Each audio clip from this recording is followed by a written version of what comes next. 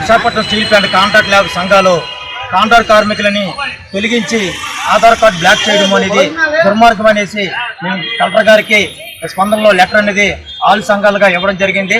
Visakhapatnam steel ప్లాంట్లో contract కార్మికులు ఎక్కువైపోయారనేసి సుమారుగా 5,000 నుంచి 6,000 మందిని తొలగించారు.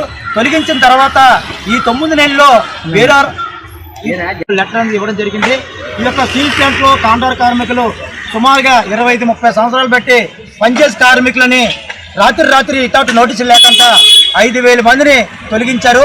తొలగించి కాంట్రాక్ట్ కార్మికులని మళ్ళీ దొడ్డుదారిలో వేరే రాష్ట్రాల నుంచి కొత్త కార్మికులని ఇంకో 5,000 మంది కొత్త వాళ్ళు తీసుకోవడం జరిగింది. 5,000 మందిని ఆపేసి 5,000 మంది కొత్త వాళ్ళు తీసుకోవడం వచ్చే దుర్మార్గం అనేసి మా జిల్లా కలెక్టర్ గారికి తెలియజేయడం జరిగింది. ఇప్పుడే యాజమాన్యం ఏం చెప్తుందంటే ఇప్పటి వరకు కాంట్రాక్ట్ కార్మికులు టెండర్లో 50% డీపీలకి ఉపాధి ఇవ్వాలన్నది, అది కూడా ఇంప్లిమెంట్ చేసే పరిస్థితి లేదు.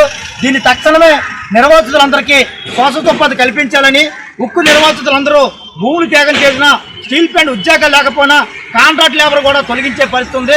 దీనికి విశాఖలో ఏదైతే విశాఖపట్నం స్టీల్ ప్లాంట్లో కాంట్రాక్ట్ కార్మికులు తొలగించే దాని మీద స్థానిక ఎమ్మెల్యే గారు, స్థానిక ఎంపీ గారు వెంటనే ఆధార్ కార్డు బ్లాక్ అని వెచ్చివేసి ఉన్న నిర్వాసితులు స్థానికులకి ఉపాధి కల్పించాలనేసి తక్షణమే చేయాలని కోరుతున్నాం. లేని వెడల కార్మిక సంఘాలుగా పెద్ద ఎత్తున నిరసన చేసి మా యొక్క భూములు త్యాగం చేసిన ఉపాధిని కాపాడుకుంటామనేసి తెలియజేస్తున్నాం. మరిన్ని విశాఖ ఉక్కు RNL వార్తల కోసం మన వైజాగ్ స్టీల్ ఫ్యామిలీ యూట్యూబ్ ఛానల్లో సబ్స్క్రైబ్ అవ్వండి.